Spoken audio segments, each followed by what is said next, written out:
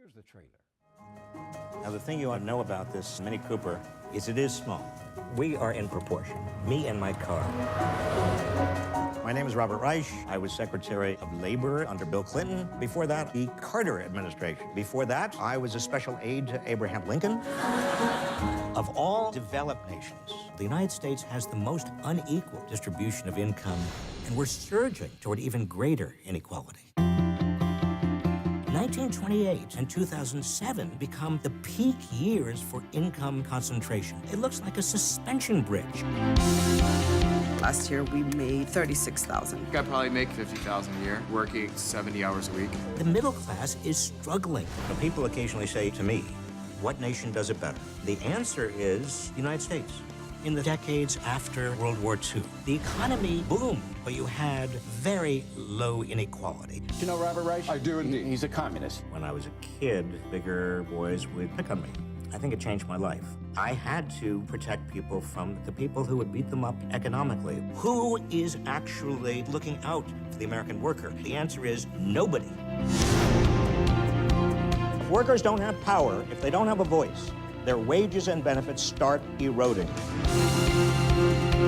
We are losing equal opportunity in America. Any one of you who feels cynical, just consider where we have been. That's from Inequality for All, starring Robert Reich, who is with me now. Bob Reich, welcome. Thank you, Bill. I think this film is a game changer in this discussion about inequality. But I'm curious, because you're encroaching on my turf, why you turned to film to tell this story. Well, it was Jake's idea, and he really is the brains and the creative giant behind it. But I was easily persuadable because I've tried everything else.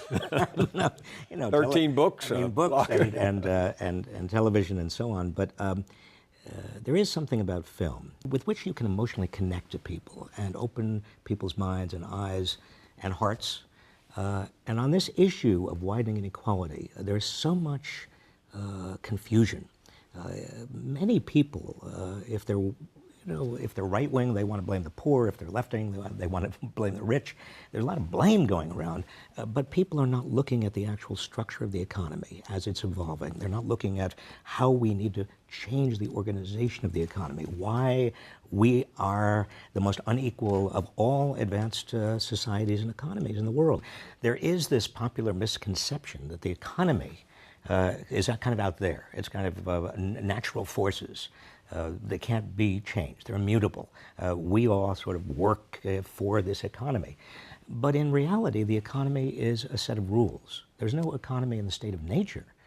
There are rules. I mean, the rules about property and liability and antitrust and bankruptcy and subsidies for certain things and taxes for certain things.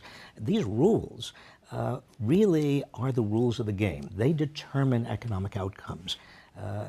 If we don't like them, we can change the rules. I mean, if we had a democracy that was working as a democracy should be working, we could adapt the rules so that, for example, the gains of economic growth were more widely distributed without a sacrifice of efficiency or innovation. Those rules are difficult to explain in writing, much less on film, and yet you and Kornbluth do very well at it. Let me play an excerpt for our audience and to see how you did it.